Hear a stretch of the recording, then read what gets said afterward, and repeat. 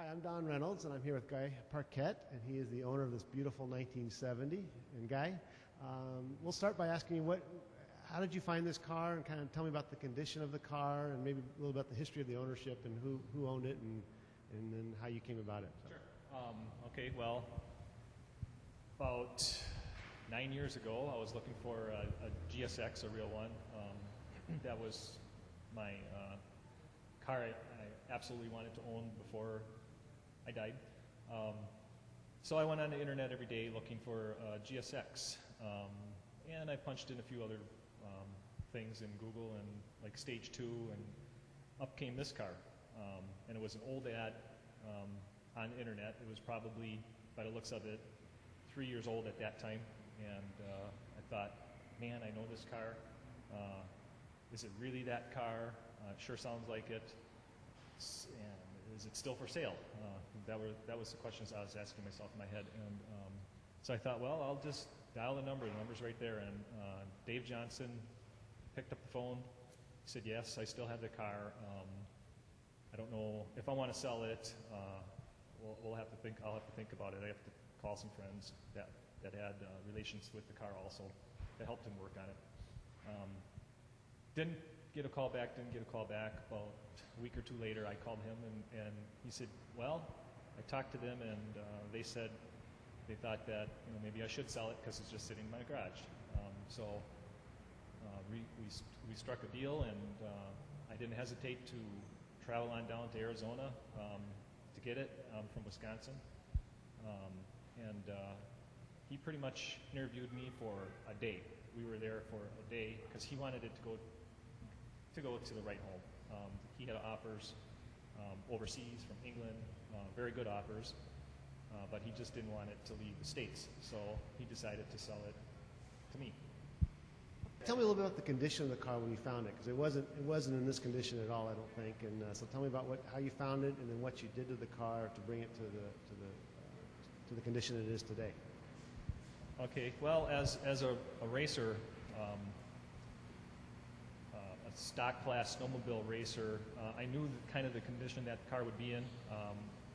It was a race car all its life, a drag race car all its life. So I knew that it was going to be beat up a little bit.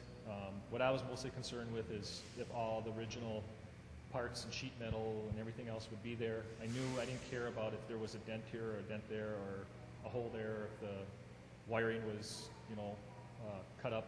And when I got there, that's exactly what it was. All the sheet metal was there. All the sheet metal's original. All the glass is original. You verified all that with GM? It's verified. Even the windshield's original. Yeah. It's the original windshield, which is kind of unheard of. The rear wheel wells, they had to pound them out to make bigger slicks fit underneath of it, and they just used a sledgehammer. That's how they did it back then. Yeah.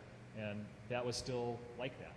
The previous owner didn't fix that. He just left it. As far as rust, it was always a West Coast car, so it had absolutely no rust.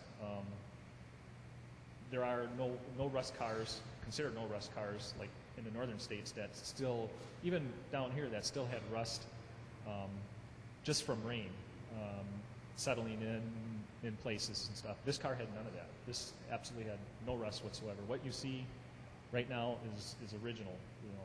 The inner fender wells where the battery sat, there was no battery because they took the battery out, so there was no rust from the acid leaking. They immediately put the battery in the trunk, so there was no rust anywhere on the car. Then even the fasteners, I reused most of the fasteners that were there. All I had to do was just bead blast them, have them replated the correct plating. The interior is all original, and all I did with the interior, I didn't really restore it. All I did was clean it. That's all it needed. The car has originally 1,676 miles on it, so there was no wear on the interior. So Guy, you came down here a couple days ago. What did it feel like, and what does it mean to you to come back to Reynolds Buick and bring the car down here to show us, and how do you feel about what we're doing here today? And so let me hear your thoughts on that. Well, this goes back a ways. After after finding out the history of the car, the correct history of the car, because there was a lot of mistakes with the history of this car. A lot of people thought that it was an original Stage 2 car. They didn't really produce any original Stage 2 cars. This was the test car for the Stage 2 engine program, the test car, which they gave Reynolds Buick complete set of Stage 2 hardware to do the evaluation of that program. Anyways, after finding out the history and restoring the car and seeing the emotions on people's faces that were related with the car, that meant more to me than owning the car, restoring the car, any of that. It's, Spence, as you know, flew up and saw the car in my garage, and the emotions on his face and the tears that it brought from the memories meant a lot to me. And I shown the car at a few Buick Nationals events, and there were some people there that knew of the car, knew of Pop Kennedy, the Reynolds family, same kind of emotion. So it was a no-brainer to bring it down here. And I think it's awesome. I think it's not about the ownership, the restoration. I think it's more about the people.